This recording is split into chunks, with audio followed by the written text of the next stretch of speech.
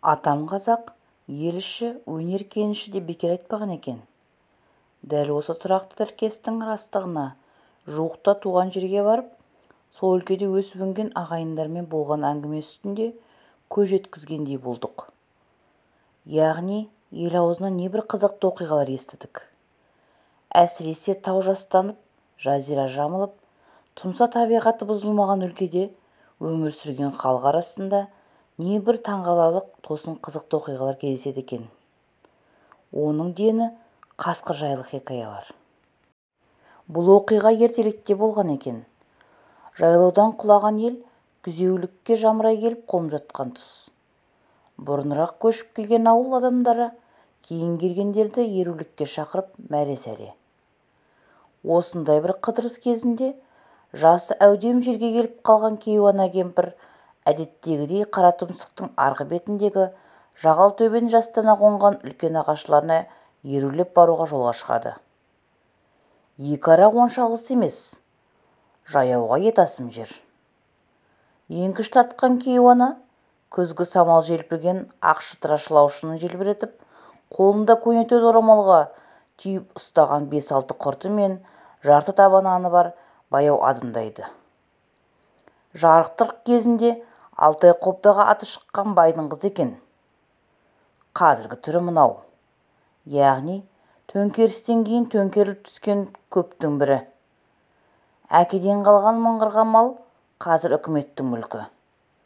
Тек шешесі бейбақ байталау кәмпеске кезінде енесінен қалған жалпақтығы 5 елі сом күмістен құйылып, жиегіне жіңішке күміс жіппен сырмалы ою шекіткен.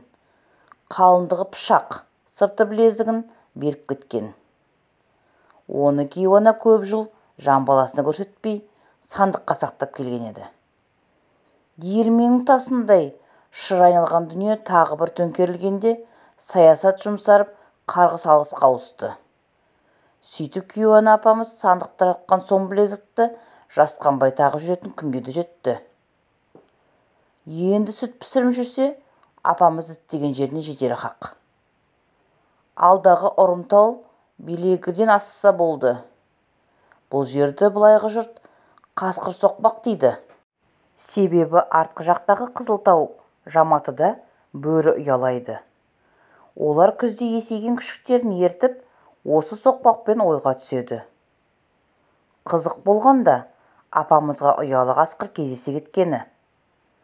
Бұлар сел жырған терең жылғаға жығылып, үйеле бөлген кәрі сиырдың жемтігін жеп жатыпты. Жалғыз жарым кәрі кейуананы көрген үйірдің арланы ақырын тайқып күшіктерін бастап жылыстай берген көрінеді. Әлде қорықты, әлде солай жасауды құп көрді ме екен, апамыз қолына қисық таяқ қасқырларға қарай ақырып ұмтылыпты. Сол сәтте жемтікті қызғанған өлікшін қаншық қасқыр тұра ұмтылып, кейуананың қолын білегіне дейін қауып алса керек.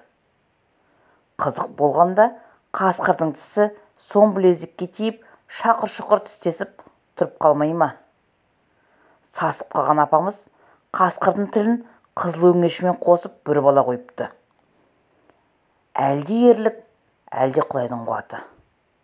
Сөйтіп жарықтық тілі тұтылып, өңеші шеңгелденген қаншық қасқырды жетелеп ауылға алып келіпті. Мына қызықты көрген нағашылар ауылының білекті жігіттері дереу кемпірдің жетегіндегі қасқырды сойылмен соғып алыпты. Авторы Бекен Қайратұлы.